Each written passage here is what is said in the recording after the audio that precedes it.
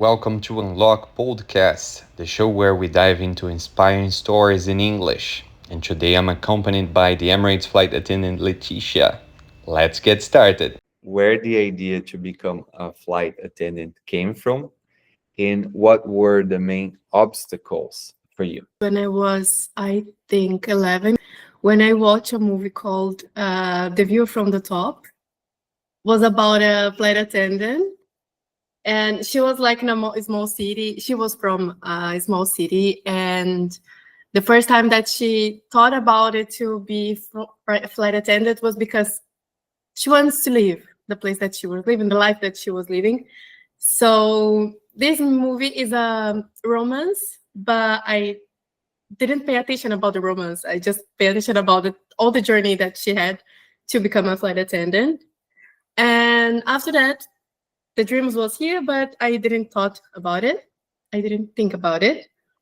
So yes, I still have this movie in my computer because sometimes I watch it. Oh my god, I love this movie. When I was 17, I started a flight att- I started an English course in CNA, and the teacher he was young, and he told me that he started a flight attendant course. So when he said that, I was like, there's a course for that. So I will try. My mom, she helps me a lot. She paid my course because at that time I wasn't working, and she went with me to the school. And I will never forget when I started the course, because this school that I was going was one of the school that we need to get ready like a flight attendant. So the hair, the uniform, every single day I was making up. I didn't know how to pass like a lipstick, and I've learned in this school. So for me, it was the best experience that I had. And in 2014, if I'm not mistaken, 14 or 15, I think the Emirates went to São Paulo, Guarulhos, on the first time with the A380, and I was there. I was watching. I was in a, I don't know how to say lama. How do I say that? Sorry. In the mud? Yeah, like I was in the mud with a few friends. We were watching the A380 landing in São Paulo for the first time, and I saw the Batmans. You know when the water comes from the, it's a ceremony for the first time when the aircraft lands in somewhere. And I remember that I asked to take picture with the flight attendants, and I didn't know how to say this in English that time, so I was like, photo, photo. And they were passing through today I understand how they felt, but it was a really good experience. So after that, I focused on trying to be flight attendant in Brazil. But it was the first time that I saw and I learned something about Emirates was in that day that I was seeing the A380 landing in São Paulo. And in 2018, I tried Azul. I didn't pass because my English, of course, was not the best one. And I remember when I received the no from Azul, I was so sad. I was so depressed that I stopped to thinking about any company in Brazil. I was like, you know what? I'm not gonna get ready to work in Brazil once I can literally learn to be cabin crew for the best company in the world, Emirates. So for 7 years, I was like obsessed about Emirates. I've learned everything about Emirates. I learned about this everything that was in the site, how to pass in the process.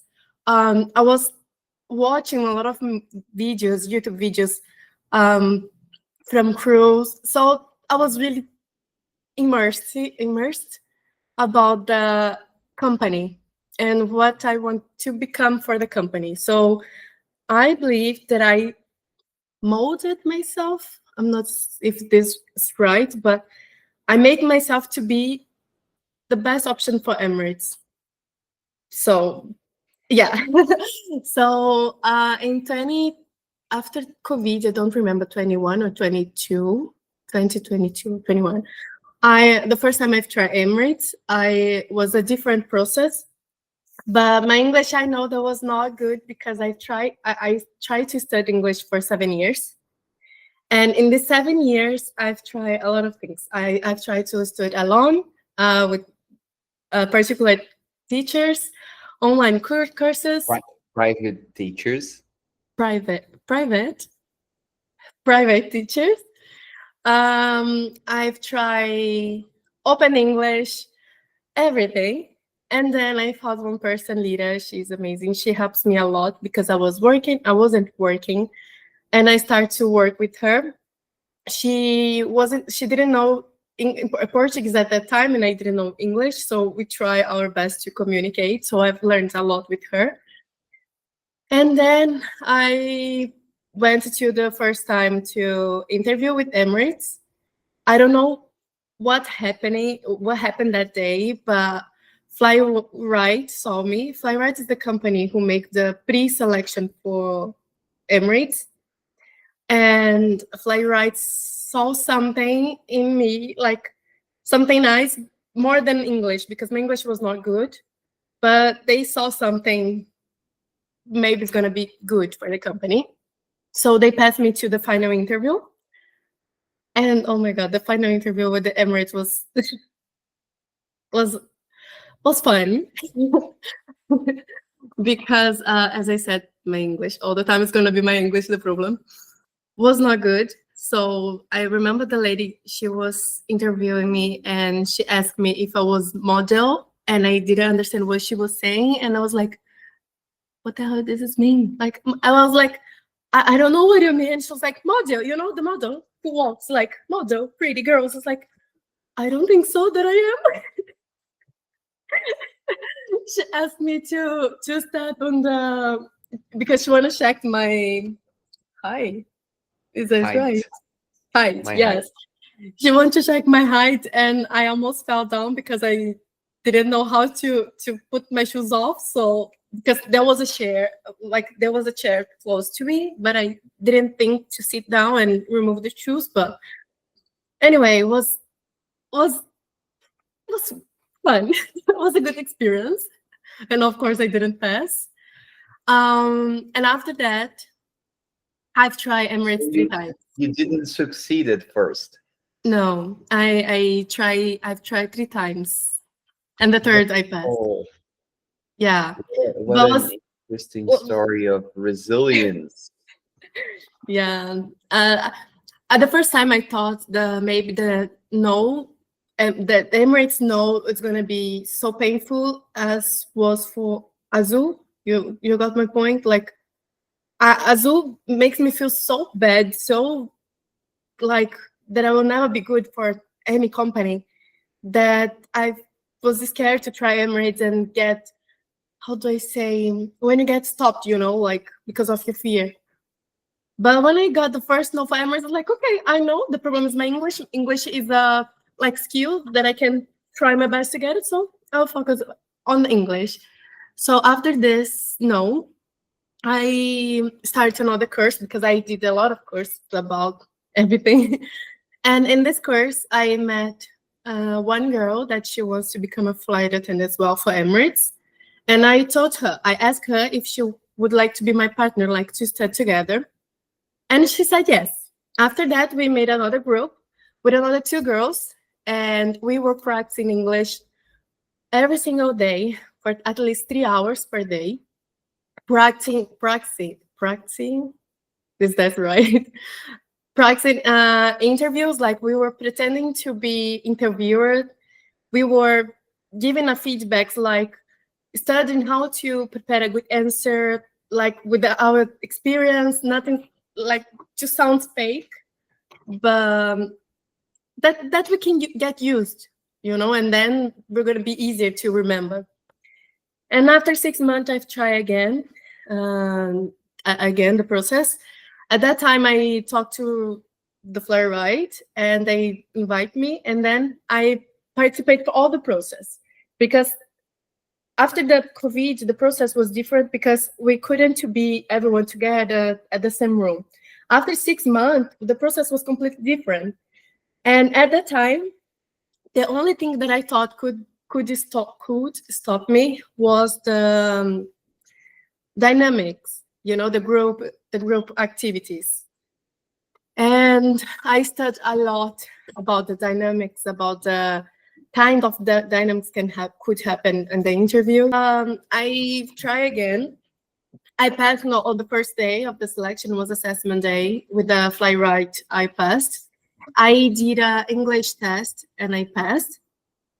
But on the second day, we had the same process again, and I didn't pass on the English test with Emirates. Was the almost the last step, like the last step was the final interview, and the English test was before, and I didn't pass. So again, I didn't pass because of the English. So it's fine. And then I come back. I was like, but oh, no. you weren't feeling upset. No, You no. feel like I will get it. I just need Yeah. to improve my English skills to perform a better interview, and then I'll get it. You were Yes. decided and convinced you could get it. Yeah, you know why? Because Emirates for me was more than a company. Was something. Of course, it's a company. I understand that is a job, but for me, it was like I don't have anything to lose now because I was in a good job. I was working in iFood, so I was like, okay, if I don't get it now, but I will get it. There is nothing that could stop me, because I know how far I was. I know that my profile was good for the company because I passed twice for the Emirates for Emirates, and was the English was stopping me. So after that, me and these friends, we didn't pass together. We spent more time together, like more than 3 hours every single day, even the weekends. Every single day we were practicing English all the time. I've never had so many time, like I've never studied that much when I was preparing for Emirates. So after 3 months, was supposed to be 6 months, but after 3 months, Flyright posted on Instagram a new date for the interview with Emirates. And I sent a message for one of the recruiter, and I told her, like, I know I didn't pass, but I would like to try before the 6 months. And she answered me. She's amazing, like her, but she sent me a message and asked me, like, why should I give you another chance if you tried twice and you didn't pass? And I told her, because now I'm gonna pass. All the time I knew it was my English, so I know now that I'm really ready to go.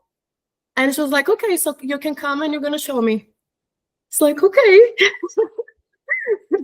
And then I went again to the third time. And the third time was, I don't know what happened with me. I was in a therapy at that time. So for me, the process was not painful anymore. So I was enjoying. So on the third time when I went, I was really happy. I was excited. I was making friends. I was trying to calm down everyone. I was explaining to everyone what they could do, because a lot of people was the first time trying. It was my third time, and I was really ready for that. So I went there. The day was amazing. We did like 7 dynamics groups with Emirates. Was like all day there. So I think we started 8 and I left 8 at night. So it was a really long day. And I remember my final interview with the recruiter that she said yes to me was fun because she asked me a question that I didn't prepare myself, but I didn't have any other option to tell her. She asked me about a situation that I didn't have a control and what I've done. And I was like, okay.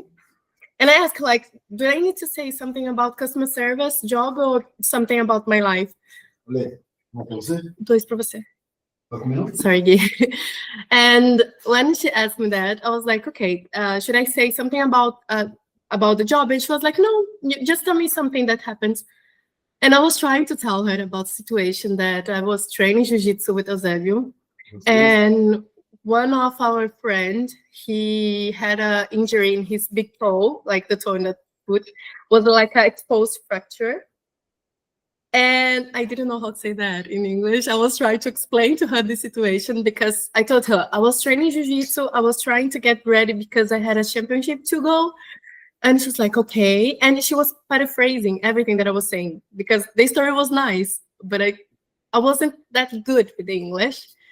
And I remember that I was saying tooth, tooth. And she was like, wait, is tooth or tooth for your food? I was like, the big toe. And she's like, oh, okay. So your friend broke the toe. I was like, yes. And then she was like, and what happened? I was like, I had a clean t-shirt in my bag. Só um minutinho, Gui.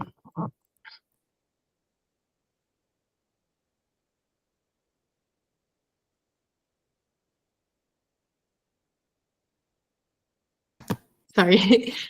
Então, so I had a t-shirt in my bag, was clean, and we need to stamp like the blood was coming out, and I was like doing a lot of mimics. And when I told her that I was the person who got the clean t-shirt, and I tried to help, like we went to the hospital, we did everything that she was paraphrasing, and when we finished, I was like, "You understand what I said?" And she was like, "Yes, I understood everything. It was really nice." I was like, "Okay, thank you." And after that, she was like, "Thank you so much for your day. It was a pleasure to have you here." I was like, "Thank you for letting me be here." I was like, "No, it's fine." Anyway, I left. I remember it was a Thursday.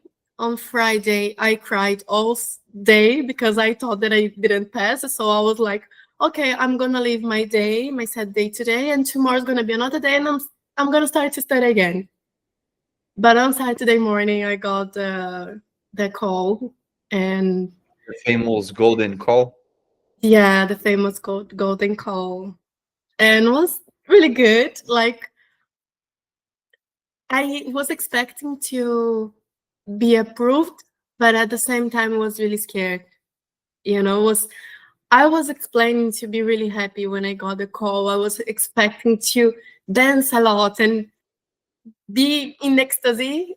But when I got the call, I was like, shit, I'm gonna leave my family, my husband for a country, and then my English is not good. What the hell I'm doing? So yeah, I was not as I was expecting to be, but now I'm really happy to be here. So how was this? Like all the interview process and then to be here. What's this? What an amazing story, a very inspiring story. Your resilience is definitely key. Yeah? I Yeah. think so many others would have given up, and you persisted, you had focus, and you fought for it. Lovely, lovely. Thank you. So now you were there. It's been 3 years, right? You've just renewed Yes. your contract with the company. Yes. Okay. So I would like to listen from you. What are maybe one or two uh, pros of being a flight attendant and two cons, one or two Okay. cons, the pros and the cons of being a flight attendant. Okay. I'm gonna start with the easiest, is the cons. For me, like I really love to be here. I don't see a lot of coins point. All the time I try to balance them, and still is good for me. I'm still here. But for me, the hardest part now, it's because my sister, she had a baby, and like 2 months baby, and I just saw her once. And for me, this part's been hard to be away from my family. But at the same time, it's a pros as well because the way that I can help them now, it's much better than when I was in Brazil. So, sometimes it's about this. Like we need to choose which one is gonna be more important, and to be here, it's better. And the second one is, of course, is the timing. It's like working at the night. Sometimes I don't sleep before the flight. So this part's quite hard.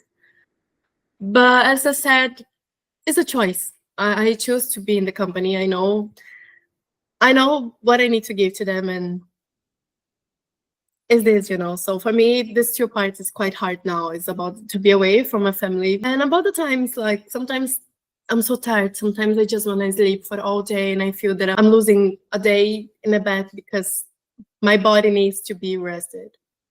And the good part is at the same time the bad part, because the good part for me is I love my life here. I love my life with my husband here. It's much better than when I was in Brazil. I love the roasters, like the days offs that I have, because in Brazil I used to work for iFood, and I used to work to Sunday, having 1 week per 1 day per week off, and sometimes one weekend in a month. And now I have more day offs, so it's much better. The salary, I cannot say it because my salary, it's not comparable as in Brazil. So for me, the lifestyle that I have now, it's much better than it was in Brazil. So the lifestyle, it's good, and the salary, it's amazing for me. So yeah, it was hard to be like straight to the point because it's it's about choices. So for me, it's good. People always think, oh, at least I've heard so many people saying that, oh, flight attendant, you might travel a lot. You might have the best holidays in the world. Is that true? Do you get to travel a lot very often? Well, I don't consider travel as working. So, like, when I go to the destination working, I don't feel that's a travel. It's a job, it's a work. Sometimes I don't want to go out because I'm tired. Like, tomorrow I'm going to New York. I love New York, but it's 13 hours flight and probably it's going to be busy. So, I'm sure that I'm going to go to the hotel and I'm going to sleep. Maybe I'm going to go out to buy something, to eat something, because it's New York. I really like New York. But it's not like a holiday. So, for example, as I said, like I have a few destinations, I know destinations that I want to go, but I don't want to go with the company. So if the company gives to me Korea, Japan, I don't want to go. I'm gonna give it away this flight because I want to go with my husband in a holiday because I want to enjoy. I want to have a good memory about this destination. So it's true. Like if you and the first year is true. The first year it's okay because it's new. So of course you're going out, you're gonna do a lot, you're gonna enjoy, you're gonna spend money. But after the few years, you're gonna be like, it's a job. It's just a job. And it's gonna be normal. This is the sad part, I think, because the way that I saw it in the beginning was like, oh my god, look these destinations, and I was like, okay. Even when it's a new destination, it's like, okay, I'll come here all the time. I don't mind to go, don't go, And another thing, in the beginning, I used to go out with the crew, the cabin crew, my colleagues that I was working because I was scared to go alone. And I've been so many places, like nice places, but I don't remember the crew, the person who was with me. So now I prefer to go alone and enjoy the things by myself than to make memories with someone that don't know, remember the name. So this kind of thing for me, it's quite like, yeah, it's just a job.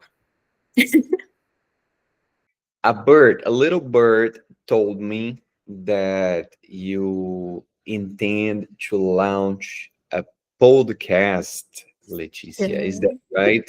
Can you tell us more about your project? Ooh, yeah.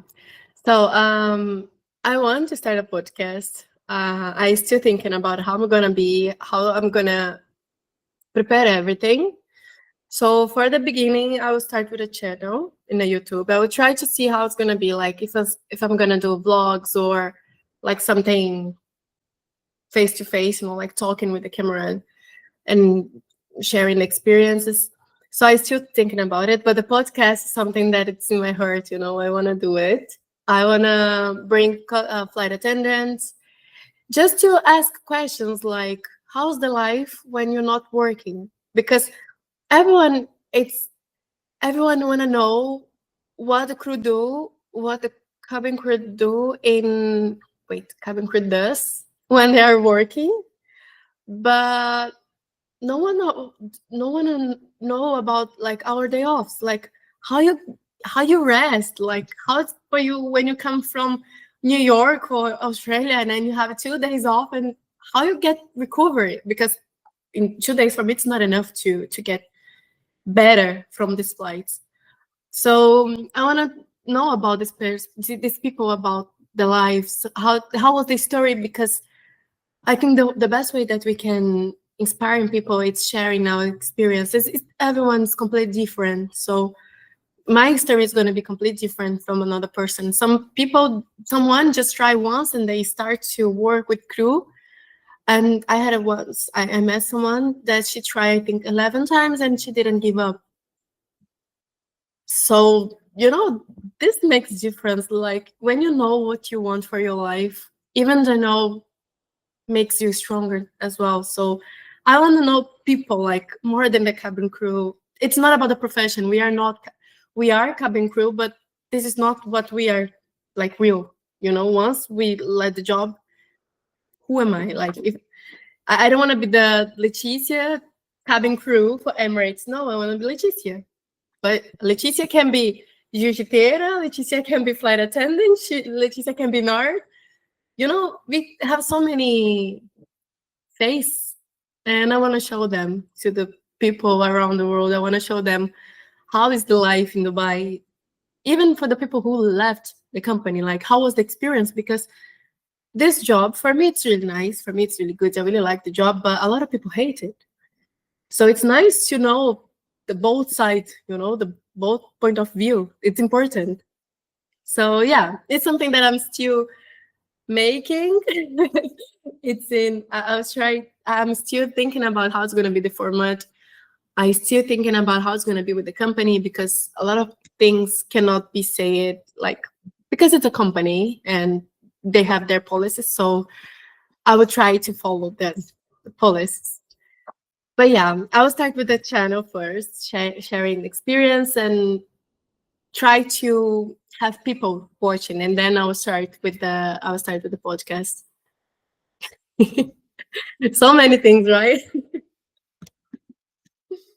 So nice, so nice. Do you happen to have a name for it already? Yeah. So I really want to be crew of duty. It's something about crew, Oh, of course, like about the life crew, because as I said, I don't want to be the Leticia cabin crew for Emirates, but this is my life now. So of course I'm cabin crew. But the off duty, it's about what happened in our life off the job, off duty. So yeah, I have the name. I just need to start. I have no words to describe. Thank you so much for accepting uh, this conversation. Yeah. Thank you so much, Gui, for inviting me. It was a pleasure. And it's the first time that I'm doing something in English, so wow, it's good. It's lovely. It's lovely. I'm sure your stories they may inspire Thank other. you so much, and I really hope so.